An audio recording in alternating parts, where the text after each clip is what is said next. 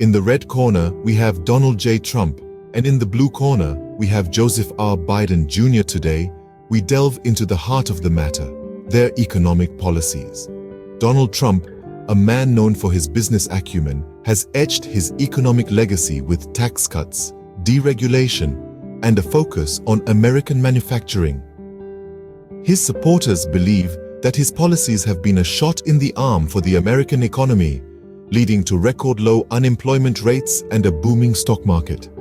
They argue that this approach has empowered businesses, stimulated growth, and put more money in the pockets of everyday Americans. However, every coin has two sides. Critics argue that Trump's economic policies have exacerbated income inequality, with the rich getting richer while the middle class and poor struggle to keep up. They point to a ballooning national debt and a growing trade deficit as signs that Trump's economic approach has serious shortcomings.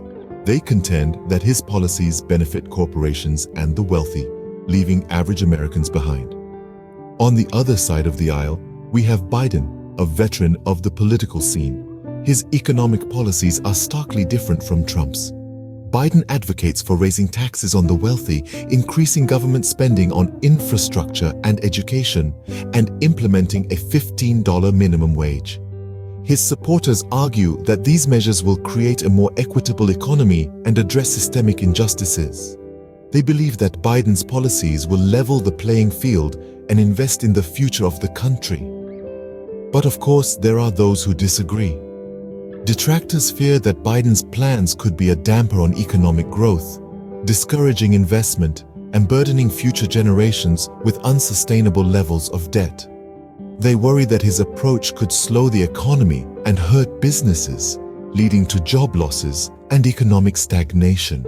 So, who has the winning formula for economic prosperity? Trump with his business-friendly low-tax approach? Or Biden with his focus on equality and investment in the future? The answer is far from clear-cut. As we continue to explore their policies and the potential impacts, one thing is certain: the economic battleground is set for a fierce and consequential fight. But the economy is just one piece of the puzzle. Now, let's turn to the political arena. The political stage is a battleground of ideologies, and it's here where Trump and Biden's contrasting visions for America truly come to light. Trump, with his America First agenda, has resonated with a sizable portion of the American population. His tough stance on immigration, border security, and law and order has been met with applause by some who see these measures as necessary protections of American sovereignty and safety. However, these very policies have also drawn criticism. Detractors argue that Trump's approach has led to international isolation, strained relationships with allies, and fostered a climate of division at home.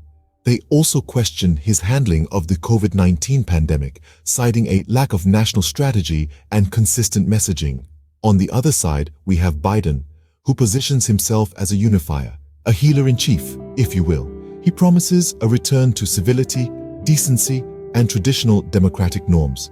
His supporters see him as a breath of fresh air, a chance to restore dignity to the Oval Office and mend the divisions that have deepened over the past few years. Yet, this very promise of a return to normalcy is also a point of contention. Skeptics question whether normal is what America needs right now. They ask if Biden has the energy, the vision, and the innovative solutions required to navigate the nation through the current crisis and into a future marked by rapid technological change and geopolitical shifts. In this political arena, the clash of ideologies is palpable. The question that looms large is, who will emerge victorious in this battle for the soul of America? Will it be the firebrand Republican with his unorthodox approach, or the seasoned Democrat with his promise of unity and normalcy? The answer may lie in the hands of the voters. As we move closer to the election, every vote counts, every voice matters. Remember, the direction of our country's future hinges on the choices we make today. So, who will emerge victorious in the battle for the soul of America? The answer may lie in the hands of the voters. In the end, It's not just about Trump versus Biden, but about the values and ideals that we hold dear as a nation. The implications of each candidate's policies extend far beyond the immediate economic or political impacts. They shape the nation's course, influencing our collective consciousness and defining our core values. Take, for example, Trump's America First policy. It's not just a political strategy, it's a worldview, a statement about how America sees itself in the global arena. It speaks to values of self-reliance and national pride, but also raises questions about global cooperation and mutual dependency. Similarly, Biden's focus on unity and healing is not just a campaign slogan. It's a vision for the kind of society he wants to build. One where differences are not just tolerated but celebrated, where unity is not enforced but willingly embraced. It reflects values of empathy, inclusivity, and mutual respect, but also prompts debates about individuality and diversity. The implications for the economy are equally profound. Trump's policy of tax cuts and deregulation may stimulate growth and innovation, but it could also widen the wealth gap and exacerbate social inequality. Biden's plan to raise taxes on the wealthy and invest in public services may promote social justice and equality, but it could also dampen entrepreneurial spirit and economic dynamism. These are not mere policy choices. They are reflections of fundamentally different visions for America.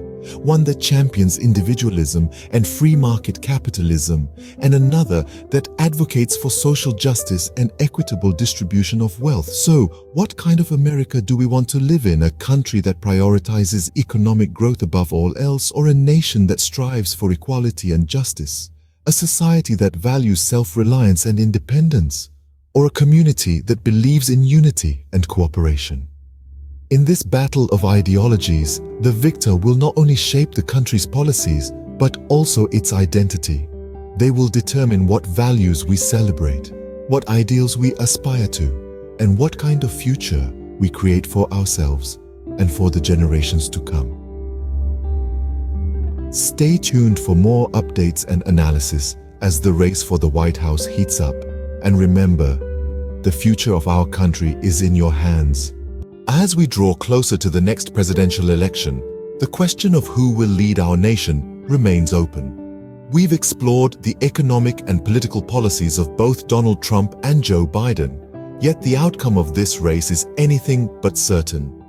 On the economic front, Trump's policies of tax cuts, deregulation, and a focus on American manufacturing have yielded both record-low unemployment rates and a booming stock market. But these gains have been tempered by rising income inequality, a swelling national debt, and a widening trade deficit.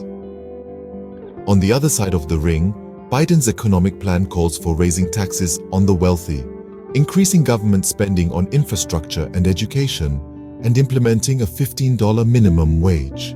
While these measures aim to create a more equitable economy and address systemic injustices, they also carry risks of stifling economic growth, discouraging investment, and burdening future generations with unsustainable debt. The political landscape is equally contested. Trump's America First agenda and tough stance on law and order have earned him a dedicated following.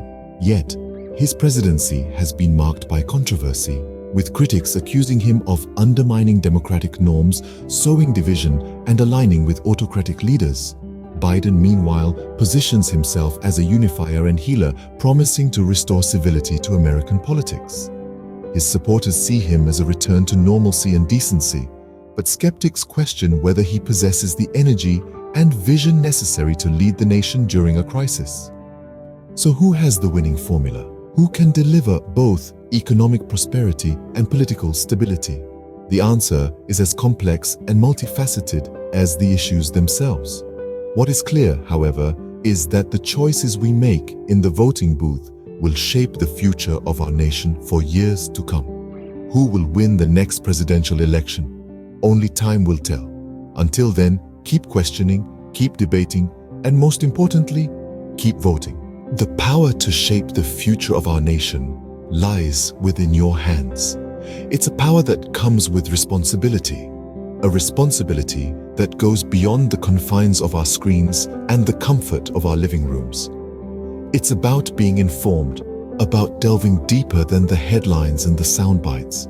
It's about understanding the implications of economic and political policies, about weighing the pros and cons, about discerning the rhetoric from the reality. It's about knowing the difference between what sounds good and what actually does good. We live in a world where information is at our fingertips, where the answers to our questions are just a click away. Use that power. Research. Educate yourself about the issues that matter to you. Don't just accept what you're told. Question it. Challenge it. Because only then can you make an informed decision. Engage in discussions. Listen to different perspectives. You might not always agree, but that's okay. It's through these conversations, these exchanges of ideas, that we learn, that we grow. And it's through this growth that we become better citizens, better voters. But being informed and being engaged is not enough. You have to act. You have to exercise your right to vote. It's not just a right, it's a duty to yourself, to your fellow citizens, and to the generations that will come after us. The stakes are high. The future of our economy, our politics, our country is on the line. But the outcome is not in the hands of politicians. It's in our hands. We, the people, have the power. We, the people, have the responsibility. So, let's rise to the occasion. Let's make informed decisions. Let's engage in meaningful discussions. Let's vote. Because the future is not something that just happens.